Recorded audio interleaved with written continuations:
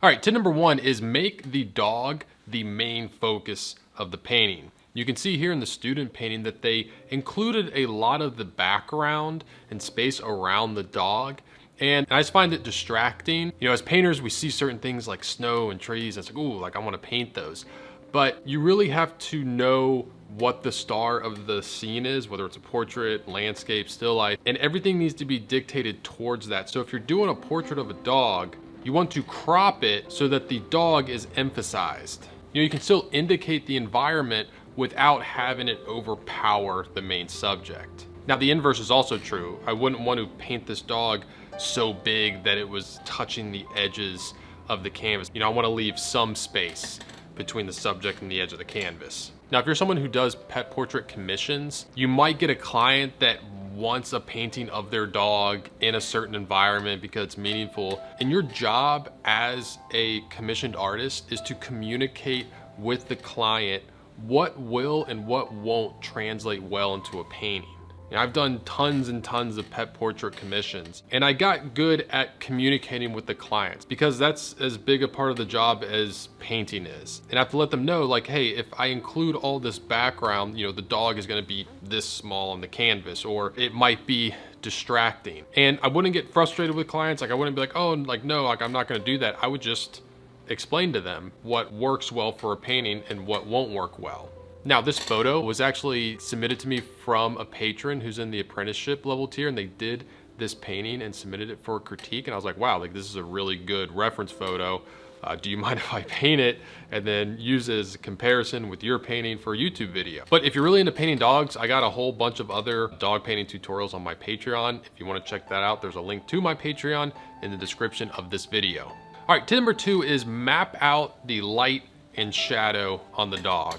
When I drew out this dog with thin brown paint, I still mapped out the light side and the shadowed side. This will help you organize the values as you start putting in color, especially for a reference like this where there's a lot of reflected light in the shadowed side of the dog, and it can be very easy to paint that too light to the point where it looks like there's no light or shadowed side of the dog, like it all looks like it's in light. Now, this is something that I feel the student did a very good job on. You know, there's a whole bunch of different colors in this dog, but they still organized the values correctly to portray a light side and a shadowed side of the dog. You know, this is so important that even if you have to print out your photo reference and draw on it with a marker and just outline the light side and shadowed side to get it in your mind and to understand it, then do it. It is well worth it. When I did this painting of my mom's dog, Kinsey, that was the first thing I did, is I just drew it out and I blocked out the light side and the shadowed side.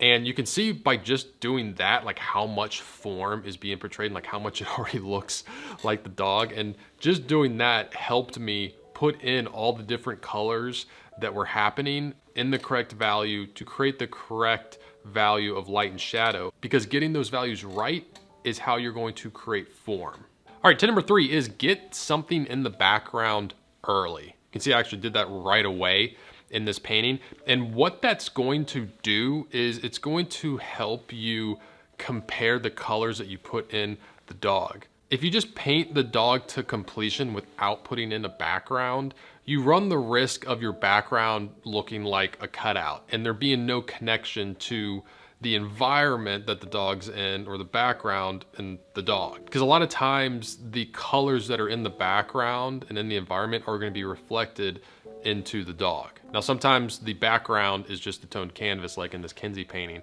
But if that's the case, you know, and you go into it planning for that, you know what it's going to look like at the end because you know you're not going to put a background in. All right, tip number 4 is start with big flat color shapes. You know, I always start by blocking out the big shapes of flat color. You know, I went through and I mapped out all the general color shapes that I saw in the dog, but more importantly, their value. And at the end of this stage of the painting, there's no detail, but the form of the dog should be reading. It should be clear at this point with just flat color that there's a light side and a shadowed side.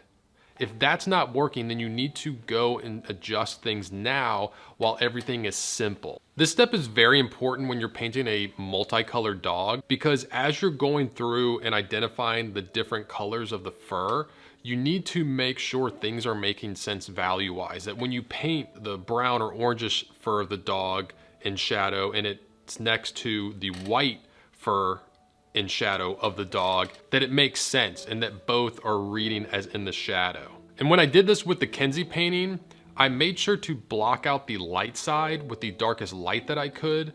That way I could add lighter values on top of. I'm always trying to work dark to light. All right, tip number 5 is less is more when it comes to backgrounds. Initially, I thought I was going to put more shadow shapes in the snow here, but as it was going, I just felt like it was too distracting. I was like, you know what, less is more. I'm just gonna simplify it and just had it be a gradual shift from shadow to light, and I think it worked really well. I kept things very fuzzy in the background as well. This was one of my main critiques of the students' painting. I felt like they got a little too caught up in putting so many shadow shapes that they saw in the photo that were in the snow, and just kind of ended up being distracting and taken away from the main focus of the dog, which was painted very well. And a really good example of a simple background is this Kenzie painting, because there is no real background. All right, tip number 6 is form is more important than fur.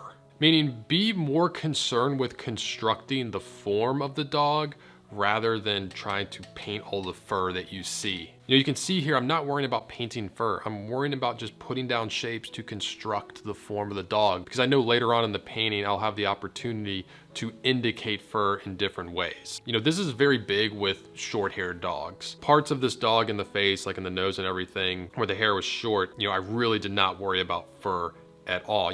Some places like the ears and, underneath the neck and stuff, I did have to worry about fur. But with short-haired dogs, like when I painted Coco here, I really didn't have to worry about fur at all. Like, I was just trying to think about the form. This is something I think the student did a really good job of. There's definitely very clear shapes being painted in the face of the dog, and all those shapes are the correct value. And they just did a really good job with constructing the form of the dog using good value shapes. And I did end up doing certain things later on to help indicate fur, but you can see how much it works without getting in there with a small brush and painting individual hairs. Same thing with this painting I did of Tony the Pug. Very short hair, so I knew I didn't have to worry about communicating that. If I just communicated the form and those wrinkles, that it would end up working. But now if you have a dog with a lot of fur, you do have to think about fur more often, and you need to think about the direction of your brush work when painting that fur. Which leads me to tip number 7, which is paint in the direction of the fur. I'm still not thinking about individual hairs. I'm thinking about big shapes and big clumps of fur and indicating those with the direction of my brush work. You don't need to break out a needle-sized paintbrush and go in and try and paint every hair that you see. If you get the flow and the direction, the feel of the brush strokes to go with the fur, it's gonna work out. Now this is something I feel like the student could have implemented a little bit better. They did a great job indicating the shapes in the dog, but I feel like they could have indicated fur in certain areas a little better by emphasizing the direction of their brush work. All right, tip number 8 is use soft edges to help indicate fur. This was probably my main critique of the students' painting, is that they seem to have a lot of hard, crisp edges.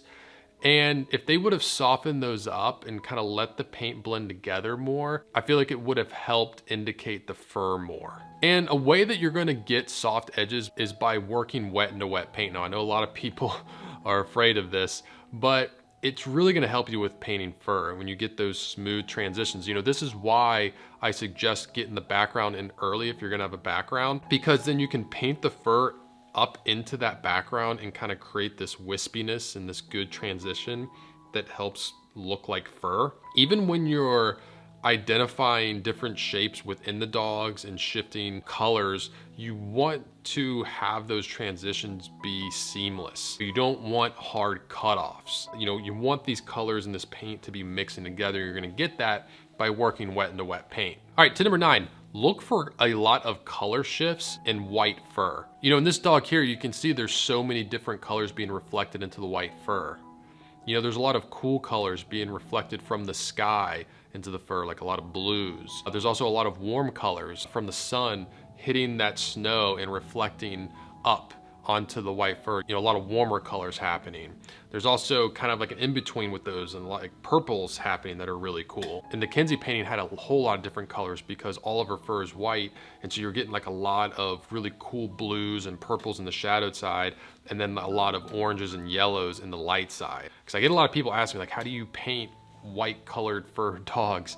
And kind of the trick is to not think about it as white, and to just isolate the colors that you see and then match them. And again, whenever you see these color shifts, make sure the transition between them is seamless by working wet into wet paint. You know, I'll see a shift in color, like I'll see an orange kind of shift more toward a yellow or a blue to a purple, and I'll make that, but I'll make sure that I'm blending the paint on the canvas and having that transition be soft, again, to help indicate that fur. All right, tip number 10 is when it comes to painting whiskers, try and just scrape out the whiskers. I do this a lot of times either with a palette knife or the back of my brush. There has been times when I have used like a small rigger brush and just, you know, gotten really close and finessed and painted a whisker, but I've found that scraping into it, it's really quick, it's really easy, and it works.